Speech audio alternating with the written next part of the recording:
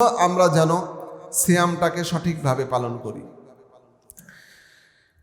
আমাদের শরীরের 5টা অঙ্গের মাধ্যমে আমাদের স্পেশাল বিশেষ বিশেষ গুনাহ হয়। তো রমজান মাসে এই 5টা অঙ্গেরও এক ধরনের রোজা আছে। এই 5টা অঙ্গেরও কিন্তু হক আছে, যে হকগুলো পরিপূর্ণ যদি আমরা আদায় করতে পারি তাহলে আমাদের রোজাটা পরিপূর্ণভাবে আদায় হবে এবং এই রোজা যে ফজিলত আল্লাহ পাক আমাদেরকে দান করবেন সেই ফজিলতটা আমরা পেয়ে যাব। সুতরাং আমাদের পা আছে, রমজানের বাহিরে আমাদের পা দিয়ে অনেক খারাপ কাজের দিকে, অনেক যেখানে গুনাহ হচ্ছে সে জায়গাতে পা দিয়ে হেঁটে হেঁটে গিয়েছি। আমরা যদি রমজান মাসে এই পায়ের গুনাহগুলো বন্ধ না করি আমরা পায়ের হকও আদায় করলাম না, রোজার পরিপূর্ণ হক আদায় করতে পারলাম না। চিল্লা এখন ঠিক কিনা? আমার ভাইয়েরা, এই জন্য বিশ্বনবী আলাইহিস সালাতু ওয়াস সালাম আমাদেরকে জানিয়েছেন, ও পৃথিবীর উম্মতেরা, তোমরা যদি সিয়ামের সঠিক হক আদায় করতে চাও, রমজানকে সঠিকভাবে আদায় করতে চাও, রমজান মাসের যে ফজিলতগুলো আল্লাহ পাক তোমাদেরকে দান করেছেন এগুলো যদি সঠিকভাবে আদায় করতে চাও, তাহলে তোমাদের বিশেষ করে শরীরের 5টি গুরুত্বপূর্ণ অঙ্গের যে হকগুলো আছে এগুলো থেকে তোমাদেরকে হক আদায় করে গুনাহ থেকে বেঁচে থাকতে হবে।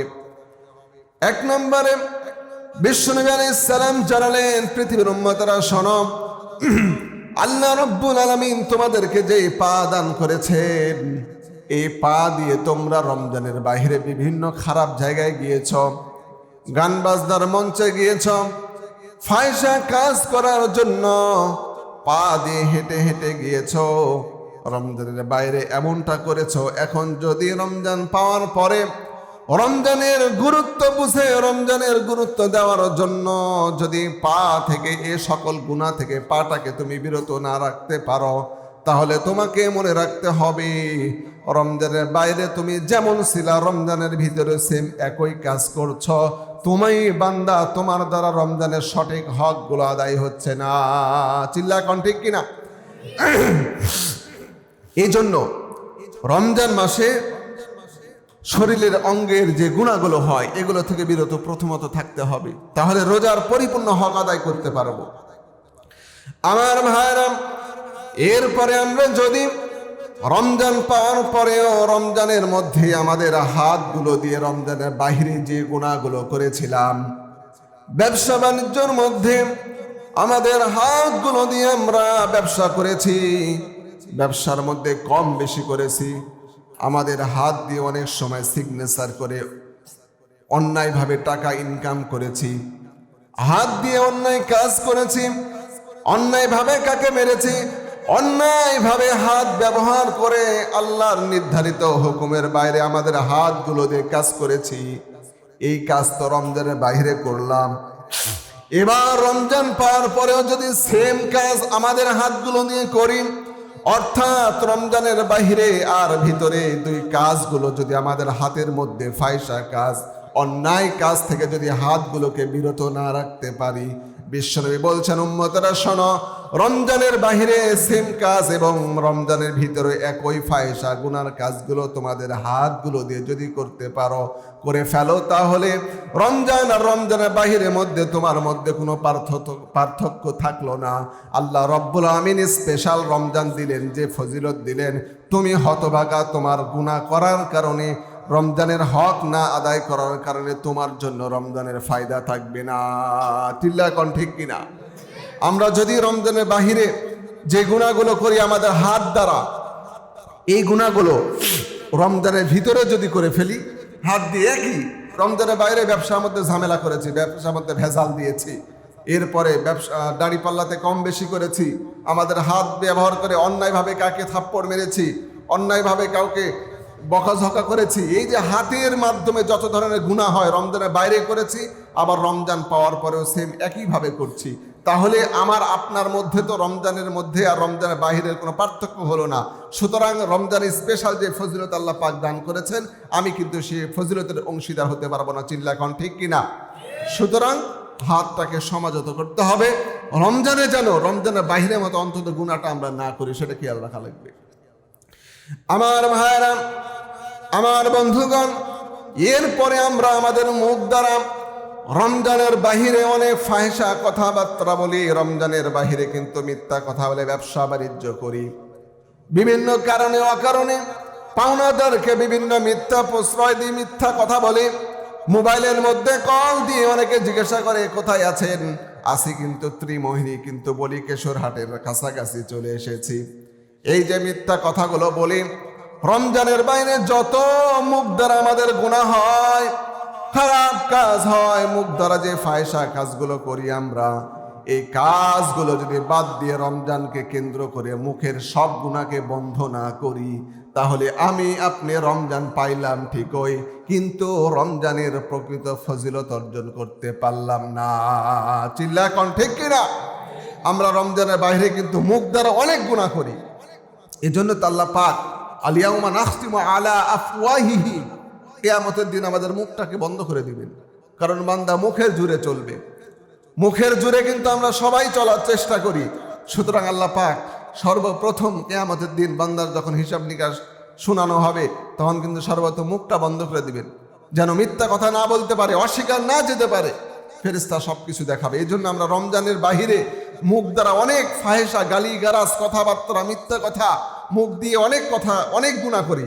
এই গুনাহগুলো রমজানের বাহিরে করেছি। রমজান মাস পাওয়ার পরে রমজানের গুরুত্ব দিয়ে, যদি গুরুত্ব বুঝিয়ে যদি আমরা মুখের হেফাজত না করি, তাহলে কিন্তু রমজানের ফজিলত অর্জন করতে পারবো না। রোজাও রাখছি, আবার মিথ্যা কথাও বলছি, তাহলে কোনো লাভ হলো নাকি? আমার ভাইরা, সিয়ামের একটা অর্থ এমন, সিয়ামের অর্থ হলো সমঝোত করা। আপনি শুধু সারাদিন খানা খাবেন না, খানা থেকে বিরত থাকবেন, এটাই শুধু সিয়ামের গুরুত্ব নয়, এটাই শুধু সিয়ামের ফজিলত নয়। সিয়ামের যে গুরুত্ব, যে হক আল্লাহ পাক দান করলেন, এই হক গুলো আদায় হবে তখনই যখন আমি আপনি আমার অঙ্গ প্রত্যঙ্গ দ্বারা সিয়ামের গুরুত্ব, রমজানের গুরুত্ব দেওয়ার জন্য সব গুনাহকে ছেড়ে দেব। এবার আমরা 4 নম্বরে যাই। আমাদের চোখ অত্যন্ত গুরুত্বপূর্ণ একটা অঙ্গ, যে চোখ দ্বারা আমরা দুনিয়ার সব কিছু দেখি। রব্বুল আমিন চোখের ব্যাপারে একটা গুরুত্বপূর্ণ কথা বলেছেন। সূরা আলার মধ্যে আল্লাহ পাক জানিয়েছেন, আলাম নাজআল লাহু আইনাইনি ওয়া লিসানান ওয়া শাফাতাইন। পৃথিবীর মানুষ শোনো, আমি আল্লাহ তোমাদেরকে যে চোখ দান করলাম, এই চোখ দিয়ে তোমরা বান্দা দুনিয়ার সব কিছু দেখো, দুনিয়ার সব নিয়ামতগুলো চোখ দ্বারা কিন্তু তোমরা দেখতে পাও। আমি আল্লাহ তোমাদেরকে চোখ দিয়ে ছেড়ে দেই নাই এই চোখের হেফাজত করার জন্য। কারণটা হলো, কোন বান্দার চোখ যদি নষ্ট হয়ে যায়, দুনিয়ার অর্ধেক তার সৌন্দর্য শেষ হয়ে যাবে, ইবাদত ঠিক মতো করতে পারবে না। এই জন্য বান্দা, তোমার চোখের হেফাজতের জন্য আমি আল্লাহ রব্বুল আমিন আমার পক্ষ থেকে তোমার চোখের মধ্যে এক জাতীয় রিজার্ভ পানি দান করেছি। বান্দা, তুমি রাস্তায় চলার সময় তোমার চোখ দিয়ে ধুলাবালি ময়লাগুলো প্রবেশ করবে, চোখের মধ্যে পোকামাকড় চলে যাবে, আর এই পোকামাকড় চোখের ধুলাবালি ময়লাগুলো পরিষ্কার করার জন্য আমি আল্লাহ তোমাকে চোখের মধ্যে এক জাতীয় রিজার্ভ পানি দান করলাম। আর চোখের পাপ্পিকে হুকুম দিলাম, ওই যে রিজার্ভ পানিগুলো আছে ওগুলো ব্যবহার করে চোখের পাপ্পি নাড়ানোর মাধ্যমে আমি আল্লাহ তোমার এই সৌন্দর্য দুনিয়ার চোখটাকে শুদ্ধভাবে পরিষ্কার করে দেই। চিল্লা করে সুবহানাল্লাহ। আল্লাহ পাক এমন চোখ দিয়েছেন এজন্য যে বান্দা দুনিয়ার সব দেখবে। তো কথা হলো যে দেখার মধ্যে সীমাবদ্ধতা আছে। আল্লাহ পাক যেগুলো দেখার নির্দেশ দিয়েছেন সেটা দেখতে পারবো, যেগুলোকে আমাদের জন্য হারাম করেছেন সেগুলো দেখতে পারবো না। চিল্লা কন ঠিক কিনা? এই যুবক ভাইরা চিল্লা বলো ঠিক কিনা? আল্লাহ পাক আমাদের চোখ দিয়েছেন নাটক, সিনেমা, গান, বাজনা, ফায়সা, বেগানা নারীদেরকে দেখার জন্য। চিল্লা কও ঠিক কিনা? খেয়ার জন্য দিয়েছে। হ্যাঁ, এই জন্য রমজানের বাইরেও কিন্তু আমরা বেগানা নারী, এরপরে বিশেষ করে যুবকেরা মোবাইলে সিনেমা, নাটক, তারপরে সিরিয়াল, তারপরে এই যে ইংলিশ মুভি, হিন্দি মুভি, এরপরে আমরা মোবাইলে ফায়সা ভিডিও ইত্যাদি কিন্তু যারা দেখি যুবকেরা, রমজানের বাইরে দেখেছো, এখন যদি রমজানের মধ্যেও এগুলো কন্টিনিউ করো তাহলে কি রোজার হক আদায় হলো? হক আদায় হলো নাকি? এই জন্য কিন্তু বিশ্বনবী হাদিসে বলেছেন, চোখ হলো শয়তানের তীর। তীর আমরা যেখানে মারি সেখানে কিন্তু কাজে দেবেই। সুতরাং তীরের দ্বারা উদাহরণ এজন্য দেওয়া হয়েছে, চোখটাকে শয়তান একদিকে নিয়ে যাবে, ওই নিয়ে যাওয়ার মাধ্যমে আস্তে আস্তে ওখান থেকে সব গুনাহ শুরু হবে। চিল্লা কর ঠিক কিনা? রাস্তায় চলার সময়, প্রাইভেটে কোচিংয়ে যাওয়ার সময় রাস্তার একজন সুন্দরী মেয়েকে দেখে মনের ভিতরে কল্পনা হয়ে যাচ্ছে, তাকে নিয়ে চিন্তা ভাবনা করছি সামনে কিভাবে তার সাথে রিলেশন করা যায়, সম্পর্ক করা যায়। এই যে বেগানা নারীকে দেখে দেখতে আছে, আমার মনের ভিতরে তাকে নিয়ে খারাপ কল্পনা চলছে। এই যে গুনার কাজ চোখ দ্বারা শুরু হয়ে গেল, এই চোখের গুনাহগুলো বন্ধ করার জন্য আল্লাহ পাক আমাদেরকে নীতিমালা এবং কিছু নির্দেশনা, নিয়ম কানুন দিয়েছেন। তুমি বান্দা, চোখ দিয়েছি নিয়ামত, এই চোখ দিয়ে এগুলো দেখতে পারবা, এগুলো দেখতে পারবা না। আমাদের নীতিমালা আছে কিনা? চিল্লা এখন আছে কিনা? আছে না? নীতিমালা আছে, কিন্তু আমরা মানতে পারি না। সুতরাং চোখের যে জেনাগুলো আছে, ফায়সা, গান বাজনা, বেগানা নারী দেখা, এগুলো থেকে রমজানের বাইরে খুব একটা হেফাজত হতে পারে। রমজানের বাইরে কন্টিনিউ করেছি, এবার যদি রমজান পাওয়ার পরেও সেম ভাবে আমরা আমাদের চোখের হেফাজত না করি, তাহলে আমি আপনি রমজানের যে ফজিলত আল্লাহ দান করেছেন, এই ফজিলত পাবো না। ঠিক কিনা বলেন? সুতরাং যুবকেরা, মোবাইলে ভিডিও দেখা বন্ধ করো। মোবাইলে ভিডিও কেন দেখবা না? ভিডিও দেখবা, ওয়াজ দেখবা, কলরবের গজল দেখবা, ইসলামী আরো সঙ্গীত শিল্পীরা বিভিন্ন ইসলামিক সাংস্কৃতিক অনুষ্ঠান দেখায়, বিভিন্ন গজল, কেরাত, হাম, নাচ, ইসলামী সঙ্গীত পরিবেশনা হয়, ইউটিউব, ফেসবুক সব জায়গাতে আছে। সুতরাং তোমরা এগুলো দেখা অভ্যাস করো এগুলো। আর আমাদের সোশ্যাল মিডিয়ার বিষয়টা এমন, যে ব্যক্তি বেশি ওয়াজ দেখবে তার মোবাইলে, যে বেশি তার ইউটিউবে আপনার কেরাত দেখবে, গজল দেখবে, তার ইউটিউবে, তার ফেসবুকে কিন্তু ওগুলোই আসবে। চিল্লা খাও ঠিক কিনা? এগুলোই আসবে। সুতরাং এগুলো দেখা অভ্যাস করো, প্রতিদিন নিয়মিত তেলাওয়াত, কুরআনুল কারীমের তেলাওয়াত শুনতে থাকো, তো তোমার মোবাইলে এগুলোই আসবে। কিছুটা হলেও ফায়সা, গান বাজনা, নাচ, এরপরে নাটক, মুভি, সিনেমা, এগুলো আসা বন্ধ হবে। তুমি আমি গুনাহ থেকে বেঁচে থাকতে পারবো। চিল্লা খাও ঠিক কিনা? সুতরাং রমজান মাস পাওয়ার পরে আমাদেরকে কিন্তু চোখের হেফাজত করতে হবে। পারবো তো ইনশাআল্লাহ? আমার ভাইরা, এরপরে শেষ নাম্বার হলো কানের হেফাজত। আমি আপনি রমজানের বাহিরে গান বাজনা শুনেছি, হেডফোন লাগিয়েছি, ফায়সা, গল্প গুজব কিন্তু চা স্টলে বসে করেছি এবং শুনেছি। ঠিক কিনা বলেন? এই ফায়সা কথাবার্তা শোনা, গালিগালাজ শোনা, ফায়সা গান বাজনা, সিনেমার সেই ভলিউম দিয়ে হেডফোন কানের মধ্যে লাগায় শোনাগুলো যদি বন্ধ না করতে পারি, রমজানের বাহিরেও কানের খারাপ ব্যবহার করেছি, আবার রমজানের মধ্যেও ফায়সা কাজগুলো, ফায়সা গান বাজনাগুলো যদি শুনতে থাকি, আমাদের কানের হেফাজত যদি না করি, তাহলে রমজান পাইলাম ঠিকই, কিন্তু আমি আপনি হতভাগা রমজানের ফজিলত অর্জন করতে পারবো না। ঠিক কিনা বলেন? এই জন্য যুবক ভাইরা, তোমাদেরকে বলবো, হেডফোন ব্যবহার বাদ দিয়ে দাও, ইয়ারফোন ব্যবহার বাদ দিয়ে দাও। গান বাজনা, এরপরে ফাহিশা যে কাজ কারবার আছে, সোশ্যাল মিডিয়াতে হোক, চা স্টলে বসে হোক, রাস্তায় চলাফেরা করার সময় হোক, বন্ধুদের সাথে উঠা বসা করার সময় উল্টা পাল্টা কথা, ওই মেয়ে সম্পর্কে খারাপ একটা কমেন্ট করে ফেলা, ওর সম্পর্কে খারাপ দুটা কথাবার্তা বলা, মুখের তো হচ্ছে, পাশাপাশি আমার কান দিয়ে শুনছি। এজন্য কিন্তু আমি আপনি গুনার অংশীদার হচ্ছে। চিল্লা কোন ঠিক কিনা?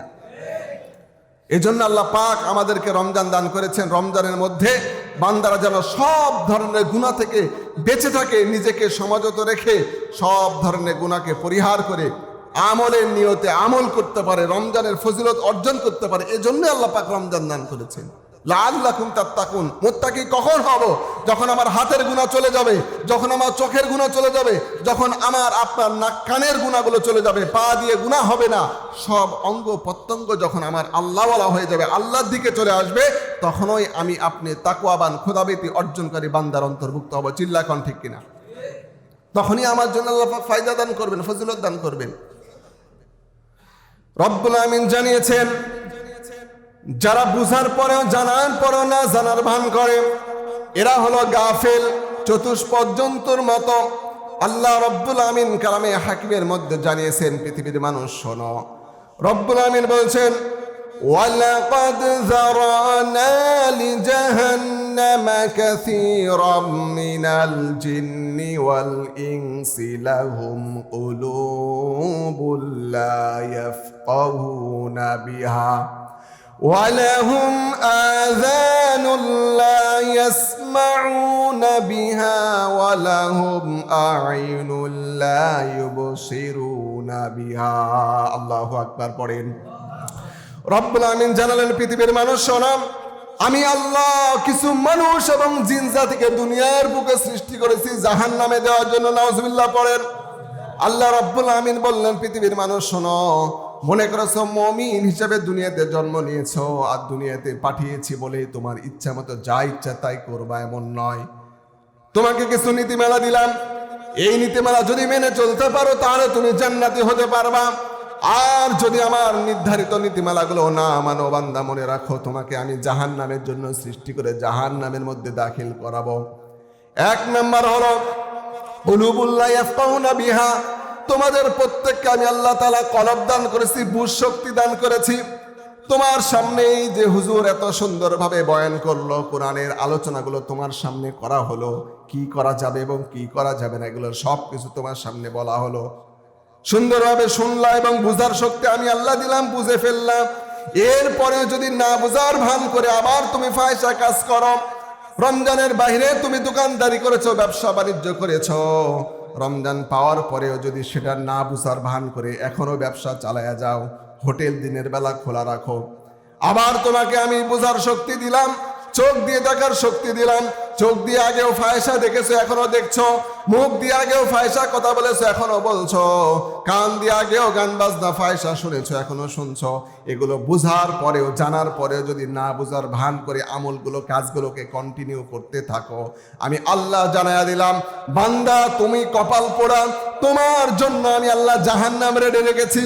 উলাইকা কাল্লানআম, রব্বুল আমিন জানালেন, পৃথিবীর মানুষ শোনো, যারা কান থাকার পরেও কান দ্বারা সঠিক কথা শুনেও না শোনার ভান করে, দিল থাকার পরেও সঠিক কথা বুঝার পরেও না বুঝার ভান করে, চোখ থাকার পরেও সঠিক জিনিস দেখেও না দেখার ভান করে, এই সকল মানুষদের জন্য আমি আল্লাহ জানালাম, শোনো শোনো, তোমাদেরকে আমি আল্লাহ একটা গালি দিলাম, একটা উপাধি দিলাম, কালানাম, তোমাদেরকে আমি চতুষ্পদ জন্তুর মতো খারাপ হিসাবে, নিকৃষ্ট হিসাবে ঘোষণা দিলাম। রব্বুল আমিন বলছেন, বালহুম আদল, না না বান্দা, তোমার সামনে এত কিছু দেওয়ার পরে, এত সুন্দরভাবে উপস্থাপন করে বোঝানোর পরেও তুমি যদি না বুঝার ভান করো, বান্দা তুমি শুধু চতুষ্পদ জন্তু নয়, বালহুম আদল, তার চেয়েও তুমি বান্দা খারাপ। উলাইকা কালানাম, চতুষ্পদ জন্তু, বালহুম আদল, তার চেয়েও খারাপ। উলাইকা হুমুল গাফিলুন, বান্দা শোনো শোনো, তুমি দুনিয়ার বুকে সব চাইতে উদাসীন আর গাফিল বান্দা হিসাবে আমি আল্লাহ তোমারে ঘোষণা করলাম। নাউজুবিল্লাহ পড়েন। তার সামনে সবকিছু উপস্থাপন করা হচ্ছে, বলা হচ্ছে, এরপরেও যদি তুমি এগুলো শুনেও না শোনার ভান করো, বুঝেও না বুঝার ভান করো, ভাইরা আমার একটু আগা আসে, জায়গা হচ্ছে না হয়তো বা না, বাহিরে তো জায়গা আছে, তো বুঝেও না বুঝার ভান যদি তোমরা করো, তাহলে মনে রাখতে হবে আমি আল্লাহ তোমাদেরকে বললাম তোমরা চতুষ্পদ জন্তুর চেয়েও খারাপ। এত গাফেল কেন তোমরা, আল্লাহ পাক বলতেছে। সুতরাং প্রিয় ভাইরা, রমজান মাস পেয়েছি, এ রমজান মাসের ফজিলত গুরুত্ব আমরা কম বেশি সবাই জানি, কিন্তু মানতে পারি না। রমজান মাসে আগে যে গুণাগুলো শরীরে অঙ্গ দ্বারা করেছি, নিঃসন্দেহে প্রত্যেকটা গুণা রমজান মাসে বাদ দিয়ে দিতে হবে রমজানের গুরুত্ব বোঝানোর জন্য। আরে আপনি চিন্তা করতে পারেন, 12টা মাসের মধ্যে শ্রেষ্ঠ মাস এইটা। আল্লাহ পাক আমাদেরকে স্পেশাল দান করেছেন, একটা নফল ইবাদত করলে একটা ফরজের সওয়াব দান করবেন। এই মাসে একটা ফরজ ইবাদত করলে অন্য মাসে 70টা ফরজ ইবাদত করার সওয়াব আল্লাহ পাক দান করবেন। চিন্তা করা যায়, এত ফজিলতের মাস দিয়েছেন আল্লাহ পাক। আর রোজার তো ফজিলত আলাদাই আছে, আল্লাহ পাক নিজে প্রত্যেকটা আমলের ফজিলত কিন্তু ফেরেশতার মাধ্যমে দেওয়া হয়, কিন্তু ওয়ানা আজজিবিহি, এ রোজার ফজিলত আমি আল্লাহ নিজে, সুবহানাল্লাহ বলেন। সিয়ামের কত গুরুত্ব, কিন্তু আমরা গুরুত্ব দেই না। এ কারণে তো আমরা সব জায়গাতে মার খাই, মুসলমানেরা মার খাই, মুসলমানের আজকে ধর্মের ইবাদত সঠিকভাবে আমরা করতে পারি না। সম্মানিত ভাইরা, তো আমরা রোজার যে হকগুলো, এই হকগুলো সঠিকভাবে আদায় করার চেষ্টা করবো। আল্লাহ পাক যেন আমাদেরকে প্রত্যেককে তৌফিক দান করুক। সকলে বলে আল্লাহুম্মা আমিন।